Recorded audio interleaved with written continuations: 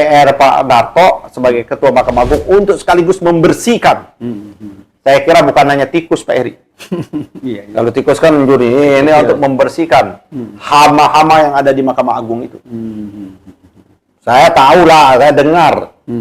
Pak Darto kalau mau si input, boleh nanti saya minta waktu untuk betul mereka input. Ini saya dengar nama-nama hakim-hakim agung ini. Perlu Yang bermain-main ini, gitu loh. Yang baiknya dia mundur lah ya. Ini mudah-mudahan dia nonton, baiknya mundur. Kita akan bongkar betul, ya kan? Dan seperti itu dan mundur dan kembalikanlah uang jarahannya itu. Ya ambillah 25% untuk dia kali ya. 25%.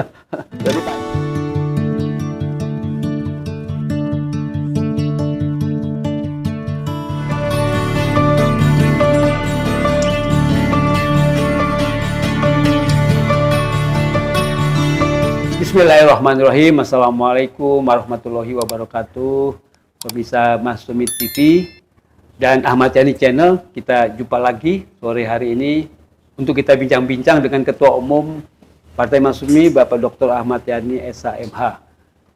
Sebagai pakar hukum tata negara dan tentunya juga mengikuti perkembangan kasus-kasus hukum di Indonesia.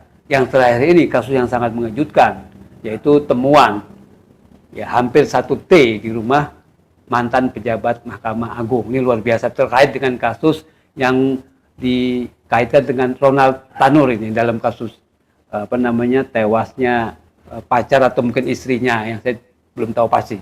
Yang pasti kasus ini melibatkan begitu banyak hakim-hakim baik di tingkat kasasi maupun di tingkat MA, di tingkat banding, dan juga mungkin tentunya yang di tingkat pengadilan negeri tingkat awal gitu. Nah ini ada mafianya, dan mafianya itu juga nggak lepas dari seorang pengacara pengacara perempuan. Nah kita mau tahu nih kenapa yang namanya Zarob Rikar, mantan pejabat MA itu kok bisa jadi makelar gitu ya? Apakah memang begitu garis kehidupannya gitu ya, bekas pejabat MA kemudian jadi makelar gitu kan, karena paham betul bagaimana lika-liku di Mahkamah Agung itu. Dan untuk bahas ini kita dengarkan dari Pak Ketua Umum. Silakan Pak Ketua. Bismillahirrahmanirrahim. Assalamualaikum warahmatullahi wabarakatuh. Pemirsa Masyumi TV, Ahmad Yani Channel, dari Sabang sampai Merauke maupun kawan-kawan dan sahabat kita diaspora. Memang ini juga tidak mengejutkan, Pak Eri. Tidak mengejutkan. Sudah sering terjadi. Sudah sering terjadi. Yang masalahnya di tempat lembaga yang mengatas sama wakil Tuhan, tempat orang mencari keadilan di pusatnya, yaitu di Mahkamah Agung. Iya. Jadi ini sungguh sudah memprihatinkan kita. Puncak keagungan Mahkamah itu rontok, Pak Edi. Dan ini bukan 1 kali 2 kali. Pernah ya. Bahkan ada hakim agung juga kan. Jadi sempurna lah ya. Ada hakim pengadilan negerinya, ada hakim pengadilan tingginya, hakim agungnya. Tapi ada juga sesungguhnya, saya pernah membela juga Pak Edi. Ya kan? Dia bukan hakim agung, tapi dia asistensi. Sahabat saya, ya kan, saya sudah lama udah nggak ketemu, kuliah satu angkatan kita kuliah, ya kan, di S2 di UI pada waktu itu. Pada waktu kita sibuk-sibuk ngurus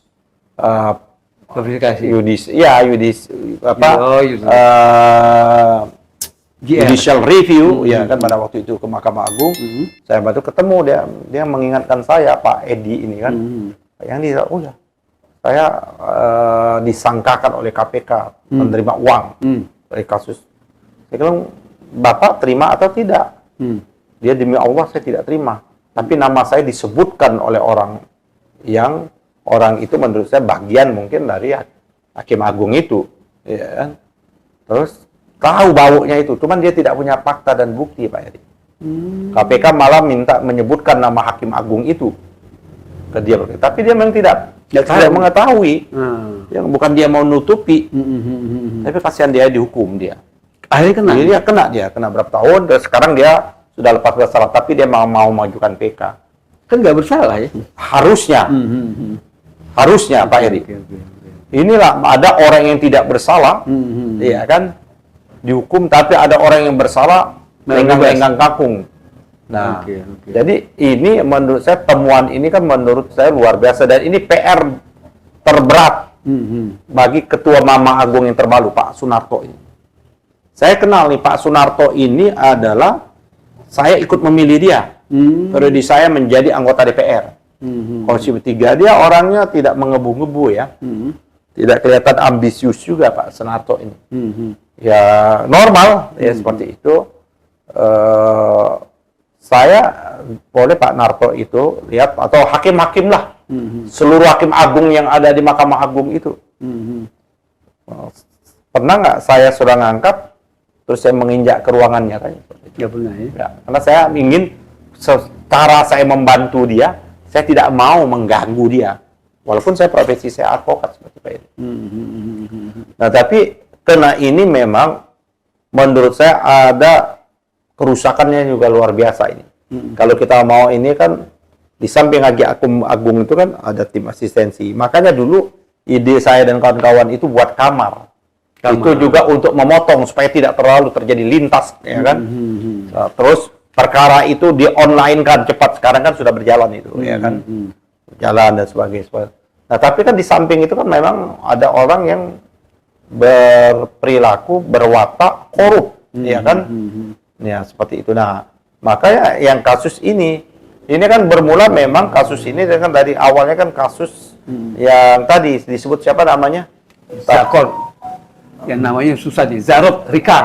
Zarub Rikard itu ya kan Pejabat, kasus dia yang pejabat mantan pejabat. Jadi kalau nggak salah jabatan dari Kapolrisbang ya. Kepala Pusat Litbang Penelitian dan Pengembangan Mahkamah Agung ya kan. Dan tentu dia kenal ya kan dengan hakim-hakim agung itu kenal pasti ya kan seperti itu. Jadi makelarnya itu yang jadi menurut saya yang tidak kita bisa bayangkan, saya nggak bisa membayangkan punya uang mendekati 1 triliun, Pak Eri. Itu dia. Tapi kalau saya lihat dari uang itu kan yang ditayangkan di TV, uang itu kan ada dolar Singapura, dolar mata uang ya. Ada dolar Amerika gitu. Dan ada rupiah dan ada ya macam-macam itu ya.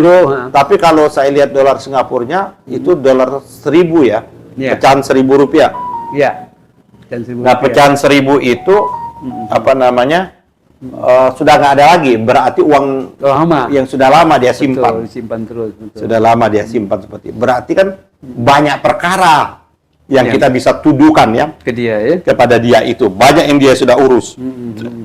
Nah, mungkin gara-gara ini ada orang yang seharusnya mendapat haknya, keadilannya diambil atau dikalahkan atau dibenamkan oleh ini melalui jasa siapa namanya nih? Zarub Rikard. Si Rikard ini, Zarub Rikard ini kan seperti itu Pak Eri. Iya betul. Nah, oleh karena itu menurut saya memang ini PR-nya Pak Narto untuk melakukan pembenahan betul. Nah, tapi memang saya juga menyatakan seharusnya memang sekarang ini stop dulu seleksi. Alhamdulillah kemarin saya dengar Komisi 3 sudah memulangkan calon-calon hakim agung.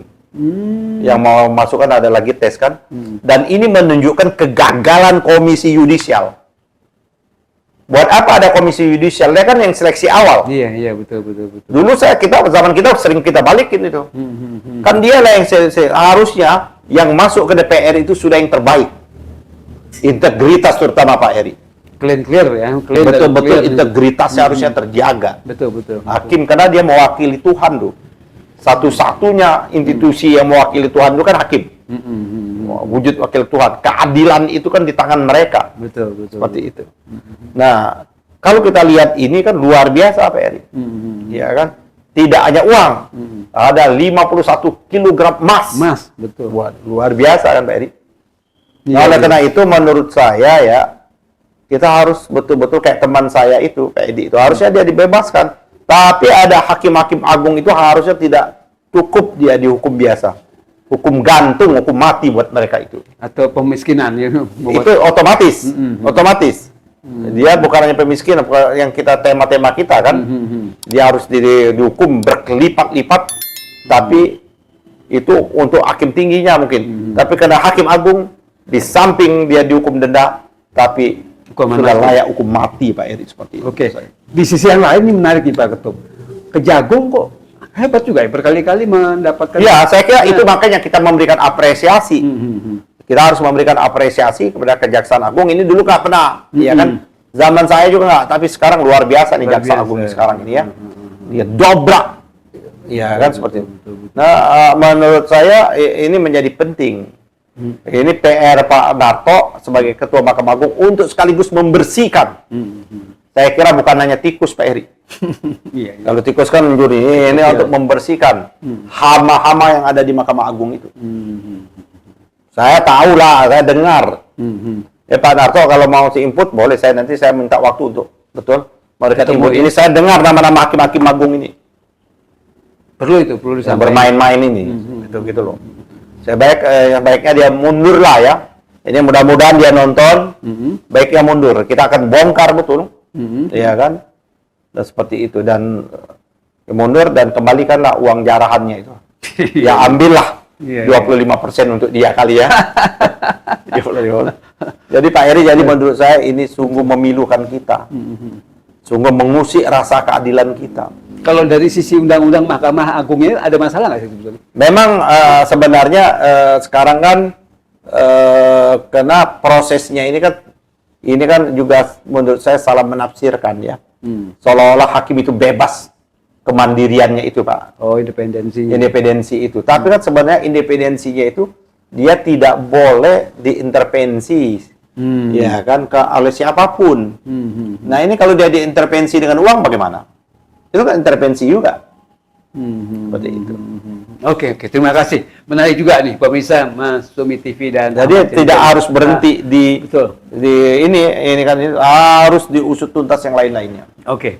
Jadi bukan hanya berhenti di kasus Jarod Zikar ini ya, tapi juga yang lain-lain. Tapi penting menurut saya ada kata kunci lagi Pak Eri untuk sementara di moratorium deh.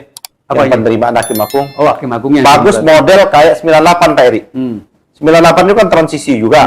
Karena berurat maka pada waktu itu zamannya Habibie, Menteri Hukumnya Bang Yusril pada itu, dia menerima hakim dari luar. Terjadi perombakan maka muncul Pak Bagir Mandan, muncul Hasnata, muncul Laica Marjuki, muncul yang namanya Ripel Ka'bah, muncul yang namanya Artijo Al-Kausar, ya kan? Itu hakim-hakim yang muncul dari dosen-dosen. Nah sekarang ini menurut saya stop moratorium, ya bila perlu masukkan lagi orang-orang yang sudah berhenti dengan kehidupannya. Artinya hakim karir itu yang masalah ya selama ini ya? Ya kita menganggap selama ini kan hakim karir bermasalah. Kita angkat juga di luar. Cuman ternyata karena pengawasan yang kurang, kadang-kadang bermasalah juga. Yang dari luar. Ya menurut saya moratorium angkat betul, jangan melamar. Jangan job seeker. Kalau sekarang kan job seeker nih, melamar untuk jadi hakim agung. Betul-betul ada tim telekonting itu yang mencari, ya kan? Nah, untuk mencari orang-orang yang betul-betul yang sudah berhenti dengan dirinya. Yang sudah tidak lagi memikir dirinya, sudah lagi memikir kekayaan, dia memang untuk mengabdikan diri. Ya, angkatlah orang-orang yang umur 60 tahun ke atas. Oke. Ya kan, sampai lebih matang ya, ya. lebih bijak kelihatannya. Oke, terima kasih Pak Ketum.